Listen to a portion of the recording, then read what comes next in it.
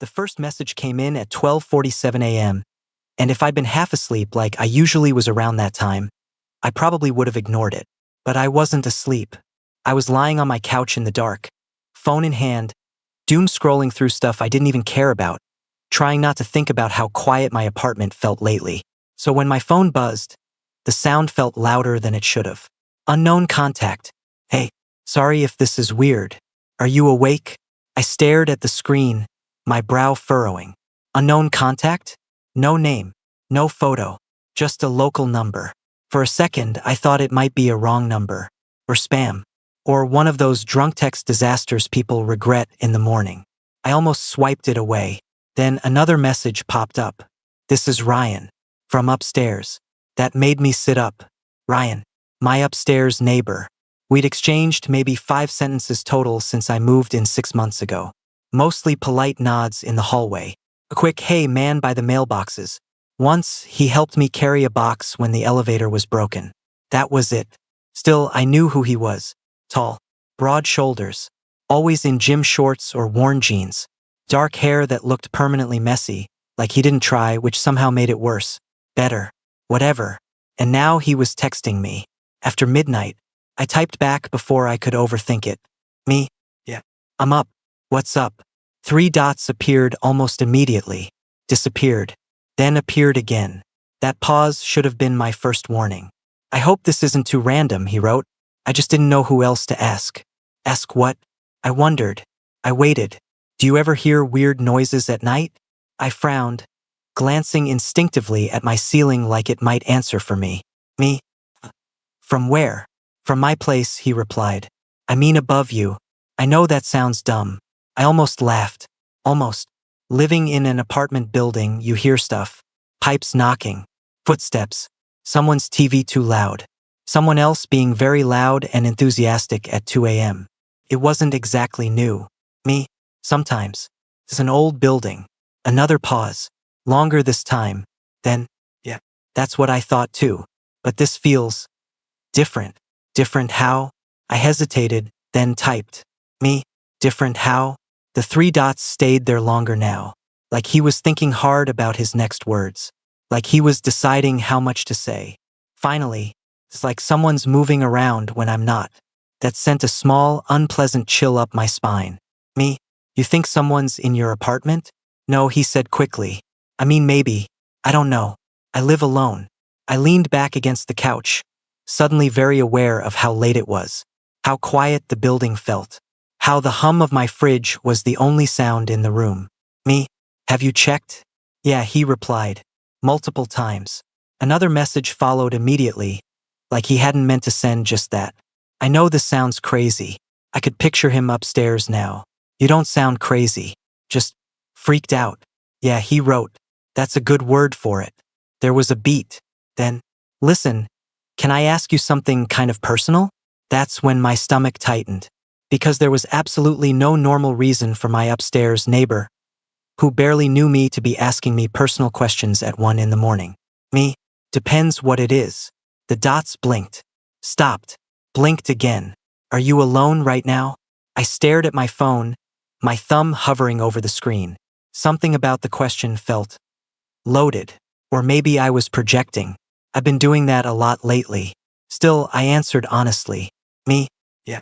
Just me. The reply came instantly. Okay. Good. Good? I swallowed. Before I could ask why, another message came through. I think the noises might actually be coming from your apartment. I laughed out loud, sharp and surprised. Me? Mine? Dude, I haven't moved in like an hour. I know, he said. That's why it's weird. I stared up at my ceiling again. For the first time since the conversation started, I noticed something. A soft thud. Then another. Slow. Deliberate. Like footsteps. From above me. And then my phone buzzed again. Jake? Ryan wrote. You're not going to believe this. My eyes stayed locked on the ceiling as my phone buzzed in my hand. You're not going to believe this. Another thud echoed above me, heavier this time. Slower. Like someone pacing. Me? I'm literally hearing footsteps right now. There was a pause. Not even typing dots. Just silence. Then, yeah, same. My chest tightened. I sat up straighter, the couch cushion creaking under me, and listened. The sound came again, 2 steps, then a stop. Not random apartment noise, not pipes, not a neighbor dropping something. It was intentional. Me? Okay, that's not normal. Exactly, Ryan replied. And I'm standing in my kitchen, not moving. I rubbed my face with my free hand, trying to ground myself. Me? Is anyone else in your place? Like, anyone who could have come over? No, he said. I haven't had anyone here in days. Days. That detail stuck with me more than it should have. Another vibration. Can I come down for a minute? I froze. Not because I didn't want him to, but because the idea of Ryan upstairs, Ryan, quiet hallway nod, Ryan standing in my apartment at 1 in the morning suddenly felt way more intense than it had any right to. Me? Yeah, of course. If you're freaked out. I am, he admitted. More than I want to be. A few seconds passed. Then, I'm grabbing my keys. I stood up, heart thudding louder than the footsteps ever had. The apartment felt smaller now, warmer, like it knew something was about to happen. I padded over to the door and checked the lock, even though I knew it was locked. I didn't know why I did it. Nerves, probably. While I waited, I caught my reflection in the dark window. Barefoot, t-shirt, sweatpants. Not exactly company ready, but it wasn't like I'd planned this. The footsteps above me stopped. Then, faintly, I heard the stairwell door open. A minute later, there was a knock. Not loud, not hesitant, just firm enough to say I'm here. I opened the door. Ryan stood there in a hoodie and gym shorts, keys clenched in his hand. His hair looked messier than usual, like he'd run his fingers through it too many times. His eyes met mine immediately, sharp and alert. "Hey," he said quietly. "Hey," I replied, stepping aside. "Come in." The moment he crossed the threshold, the air shifted. It wasn't dramatic. It was subtle, like the apartment suddenly knew it wasn't just mine anymore. Ryan glanced around, taking everything in like he was checking for exits. "Sorry to just show up like this," he said. "It's fine," I told him. "Seriously." He exhaled slowly, shoulders dropping a fraction. "Thanks." For a second, neither of us moved. Close, he smelled clean. Soap and something faintly woody. I noticed stupid things like how broad his chest looked under the hoodie, or how his leg brushed the side of the couch when he turned. "So," I said, breaking the silence, "what exactly are you hearing?" He rubbed the back of his neck. "That's the thing. It sounds like it's coming from below me. Like, here." As if on cue, a soft creak came from the ceiling. We both looked up. Ryan's jaw tightened. "That," he said. "That's it." I swallowed. "I didn't move." "I know," he said. And the way he said it firm, certain, made something in my chest loosen. "That's why I'm here." Another sound followed. Slow, measured. Step, step, stop. Ryan shifted closer without even realizing it, his arm brushing mine. "This is seriously messing with me," he muttered. "Do you want to call someone?" I asked. "Building management? Security?" He shook his head. "What am I supposed to say? That my neighbor and I are hearing a ghost?" I let out a short breath that might have been a laugh. "Fair." The noise stopped again. Silence pressed in. Ryan looked at me then. Really looked. His eyes lingered on my face longer than necessary, like he was trying to read something there. "Can I be honest?" he asked. "Yeah.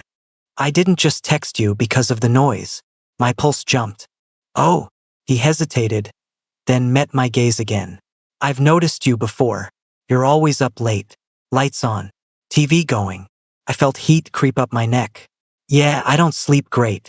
"Same," he said quietly. "I guess I figured. If anyone would still be awake, it'd be you." That wasn't a confession. But it wasn't nothing either. Another creak echoed above us, louder this time. Closer.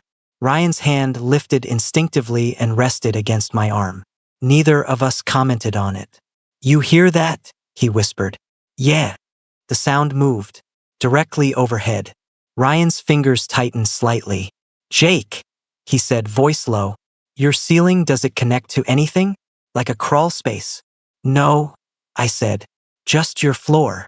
His eyes flicked up again. "Then why does it sound like someone's standing right there?" Before I could answer, my phone buzzed on the coffee table. Both of us flinched. I picked it up. Unknown contact. I see you let him in. My blood ran cold. Ryan stared at my face. What? I turned the screen toward him. His expression changed instantly, confusion to disbelief to something darker. That's not me, he said. Another message came through. Tell Ryan he doesn't have to pretend anymore. Ryan's breathing went shallow. How does this person know my name? He asked. I shook my head slowly. I don't know, I said. But I think whoever's texting me isn't upstairs anymore. For a second, neither of us spoke.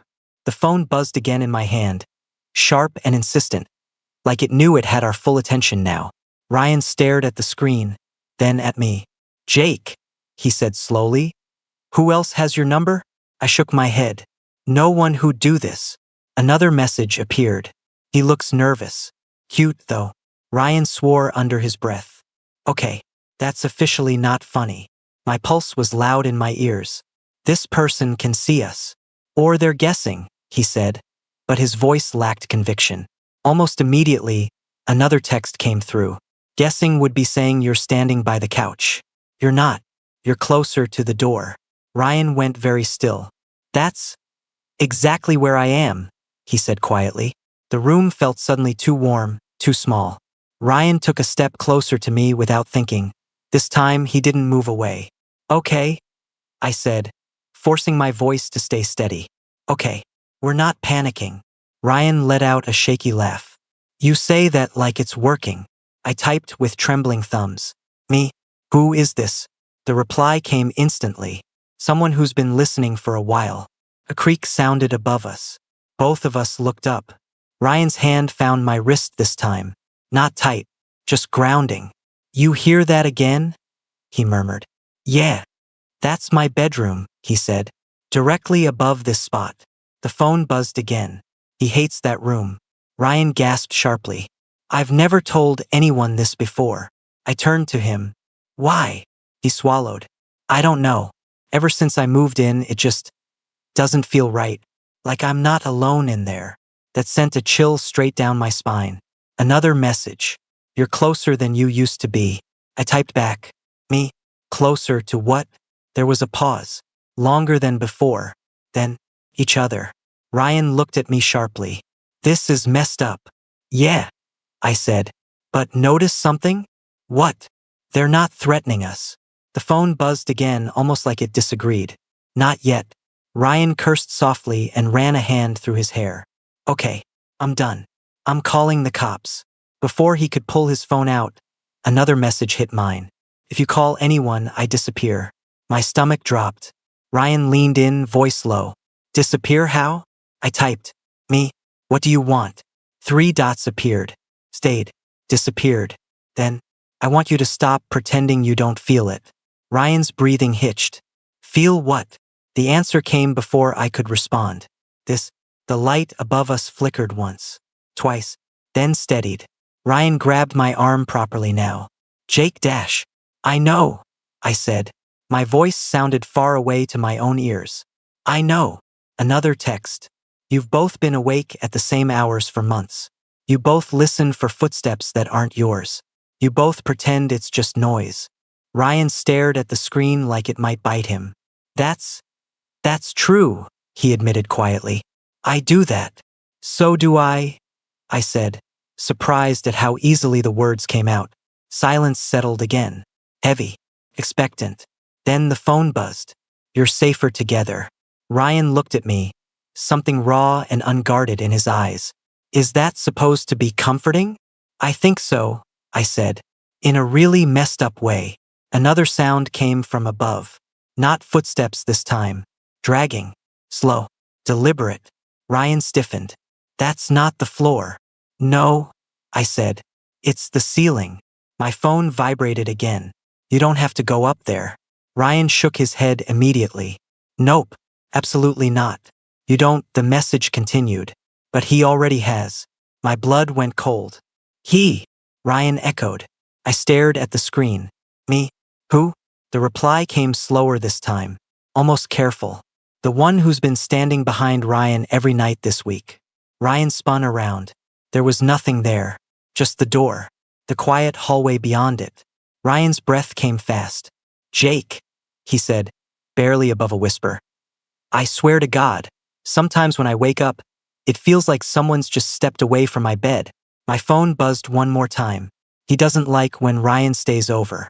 Ryan turned back to me slowly. Stays over where? The realization hit me at the same time it hit him. Here. The silence that followed was thick, electric, terrifying. And somehow under all of that something else stirred too. Something warm, protective. Ryan stepped closer. "Jake," he said quietly. "I don't think I should go back upstairs tonight." I looked at him. Really looked at him. "Then don't," I said. My phone buzzed one last time. Good choice. We didn't move for a long moment. The apartment was quiet again, too quiet, like it was holding its breath along with us. "I'm not crazy, right?" he asked finally. His voice was low, almost embarrassed. "This is actually happening?" I shook my head. "You're not crazy." That answer seemed to matter more to him than anything else. His shoulders loosened just a little. "Okay," he said. "Okay, then, what do we do?" I glanced at the phone in my hand. The screen was dark now. No more messages. That somehow felt worse than when it had been buzzing nonstop. "We don't go upstairs," I said. "Not tonight." Ryan nodded immediately. "Agreed." Another beat of silence. "Can I sit?" he asked. "Yeah," I said, stepping back. "Sorry." "Yeah." We sat on opposite ends of the couch at first, like this was just a normal, slightly awkward visit between neighbors. But the space between us felt artificial. Forced. Like we were both pretending the other wasn't there. Ryan broke first, shifting closer, elbows on his knees. "I haven't slept properly in weeks." "Me neither," I admitted. He glanced at me. "Really?" "Yeah. I keep waking up around the same time every night." Ryan let out a slow breath. "Damn." The word hung there, heavy. We sat like that for a while, listening. Waiting for footsteps. For the ceiling to creak. For my phone to light up again. None of it happened. Instead, something else crept in. Awareness. "This is going to sound weird," he said quietly. I glanced at him. "Given the night we're having, I think weird's allowed." He huffed out a short laugh, then sobered. "I don't think whatever that was up there is the reason I texted you." My chest tightened. "You said that earlier." "Yeah," he said. "I think I used it as an excuse." "For what?" He looked at me then. Really looked. No humor. No deflection. "I didn't want to be alone," he said. "And you felt safe." The word landed hard. "Safe," I echoed. He nodded. "Every time I ran into you in the hallway, or saw your light on late at night, it felt like proof that someone else was still awake. That I wasn't the only one." I swallowed. "That's why you noticed my lights?" "Yeah," he said. "At first." "First. And after?" I asked. The air shifted again, but this time it wasn't fear. "You know I'm not straight, right?" I said softly. Ryan didn't hesitate. "Yeah, I figured. Does that bother you?" "No," he said immediately. Too immediately. Then he added, quieter, "I think it makes this make more sense." My heart started pounding for an entirely different reason now. Ryan leaned back against the couch, running a hand over his face. "I've been lying to myself for a while," he said. "About a lot of things." I waited. Didn't push. "I kept telling myself the weird shit in my apartment was stress," he continued. "Lack of sleep.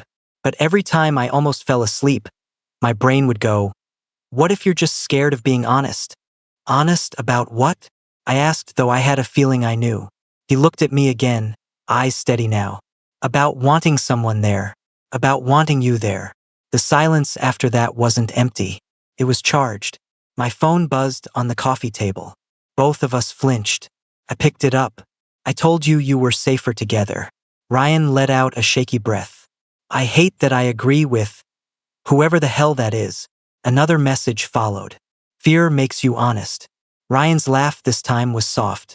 Disbelieving. "Guess that explains tonight." I locked the phone and set it face down. "I don't want it talking to us anymore." Ryan nodded. "Me neither." He shifted again, closer this time, until our shoulders touched. This time, neither of us pretended it was an accident. If I stay, he said quietly, it's not just because I'm scared. I turned toward him. Good. Our eyes met, and for a second, everything else, the noises, the messages, the thing upstairs fell away. Ryan leaned in slowly, giving me time to stop him. The phone buzzed again. Neither of us looked at it. Ryan pulled back just enough to rest his forehead against mine. If something's been watching, he murmured. I hope it understands this isn't fear. I swallowed. Then what is it? He smiled, small and honest. Relief. From the table, my phone lit up one last time. I do. We stayed like that for a while. The tension in the room finally loosened into something quieter. Not gone. Just different. Like the fear had stepped back and was letting something else take up space. Ryan pulled away first, just enough to look at me. Okay, he said softly. That just happened. I smiled despite everything. Yeah, it did. He let out a breathy laugh and leaned back against the couch, staring at the ceiling. I feel like I should be freaking out more. But you're not. No, he admitted. I actually feel calmer, I said. If you want, I've got a spare blanket. Are you sure? He asked, though the relief in his voice gave him away. Yeah, I don't think either of us should be alone tonight. He nodded. Agreed. I tossed him the blanket and dimmed the lights, leaving just the lamp by the window on. The city glow spilled in softly, grounding, familiar, normal, or as close to normal as tonight was going to get. Ryan stretched out on the couch, then hesitated. Hey, Jake. Yeah. Would it be weird if I didn't sleep alone? I paused, then sat down beside him again. No, I said. The ceiling stayed quiet. No footsteps, no creaks, no dragging sounds. For the first time all night, silence felt earned. Ryan exhaled slowly. I think it doesn't like this. Who? Whatever was messing with me, he said. Upstairs. I tilted my head to look at him. Why do you think that? Because it's quiet, he said simply. It's been quiet since I stopped being alone. That thought lingered as my eyes grew heavy. Just before I drifted off, my phone buzzed once more on the table. Neither of us moved. A few seconds passed. Then Ryan murmured, half asleep, If that thing texts you again, don't answer it. I won't, I whispered. The phone buzzed again, then stopped. In the morning, sunlight crept through the window, warm and ordinary. Ryan was still asleep beside me, his face relaxed in a way I hadn't seen before. My phone sat dark and silent on the table. No new messages. And from upstairs, nothing at all. I woke up before Ryan did. That alone felt strange. Normally, my mornings were restless, half awake, brain already spinning, body tense like it was bracing for something. But this time, I just lay there, staring at the soft light crawling across the wall, listening to the quiet. Real quiet. No footsteps overhead. No random creaks. No sense that I was being watched. Ryan shifted beside me, mumbling something under his breath. I smiled despite myself. Carefully, I reached for my phone on the table. No notifications. No unknown number. Nothing. For the first time since moving into this building, my chest didn't feel tight when I looked at the screen. Ryan stirred again, eyes fluttering open. For a split second, confusion crossed his face, then memory caught up, and his expression softened. Hey, he murmured, voice rough with sleep. Hey, I replied quietly. He glanced around the apartment, then up at the ceiling. It's quiet. Yeah, I said. It stayed that way all night. Ryan let out a breath that sounded like it had been trapped in him for weeks. He rolled onto his back, rubbing his face. I don't remember the last time I slept like that. Me neither. He turned his head toward me, studying my face in the morning light. No tension, no guardedness, just curiosity and something warmer underneath. So, he said slowly, did we just trauma bond over a potential whatever the hell that was? I laughed softly. Seems like it. And then kissed. And then cuddled. And then slept, he added, almost amazed. I nodded. All true. Ryan propped himself up on one elbow. I don't regret it. Something in his tone made my chest tighten again, but in a good way. Neither do I, I said. We stayed there for a while, talking quietly. About nothing important. About everything. How long he'd lived upstairs. How I hated the way the pipes banged at random hours. How he always pretended not to notice me in the hallway because he was afraid he'd say something stupid. You know, he admitted. I rewrote that first text to you like 5 times before I sent it. I almost ignored it, I said. He winced. Glad you didn't. So am I. Eventually, reality nudged its way back in. Work. Showers. The day moving forward whether we were ready or not. Ryan stood by the door, shoes back on, keys in hand. He hesitated, then looked at me. I don't really want to go back up there alone yet, he said. You don't have to, I replied. You could come back later. Or tonight. His smile was small but genuine. I'd like that. He paused, then added, and if the noises start again, we'll deal with them together. He nodded. Together. Ryan leaned in and kissed me quick. Sure. Like he wasn't second-guessing it anymore. When the door closed behind him, the apartment didn't feel empty. Later that afternoon, my phone buzzed for the first time since the night before. Unknown contact. My stomach flipped. I didn't open it right away. When I finally did, there was only one message. You listened. That was it. No follow-up. No typing dots. No threat. I didn't reply. I blocked the number. That night, Ryan came back with a backpack and an awkward grin. Just in case, he said.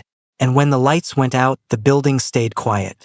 Whatever had been haunting us, fear, loneliness, or something stranger didn't stand a chance against the simple fact that we weren't alone anymore. A week passed. Then, too, the building stayed quiet. Not just at night quiet in that deep, settled way. Like something restless had finally found a reason to stop pacing. No footsteps above my ceiling at 1 a.m. No dragging sounds. No sudden awareness that I wasn't alone when I clearly was. Ryan didn't go back to sleeping upstairs. Not really. He still grabbed clothes from his apartment, still checked his mail, still pretended he lived there when the landlord waved at him in the hallway, but most nights, he ended up on my couch. One night, about 3 weeks after everything started. Can I tell you something? He asked quietly. Always. I went back up there today, he said. By myself. My hands stilled. How was it? He thought for a moment. Empty. Not scary. Just empty. I waited. And I realized something, he continued. Whatever that thing was, ghost, imagination, fear, whatever it fed on me being alone. My chest tightened. I kept telling myself I was fine, he said. That I didn't need anyone. He shifted, tilting his head up so he could look at me. Then you answered a text you didn't have to answer. I smiled softly. Best bad decision I've made in a while. He laughed, then grew serious again. I don't think it was ever really about the apartment. No, I agreed. One morning, while we were drinking coffee together, my phone buzzed. Unknown contact. Ryan noticed immediately. You okay? I looked at the screen, heart steady this time. Calm. Yeah, I said. I opened it. You don't need me anymore. No fear surged. No cold. No tightening in my chest. Just clarity. I typed back one thing. Me? No, I don't. 3 dots appeared. Then disappeared. The conversation ended. The number went dead. Ryan watched me put the phone down. That it? That's it, I said. That night, as we lay together, the ceiling stayed silent. And for the first time, I realized something else too. The quiet didn't feel empty. Felt full. Full of breath. Of warmth. Of someone else's heartbeat syncing with mine. Sometimes the scariest thing isn't being watched. It's being seen and finally letting yourself stay.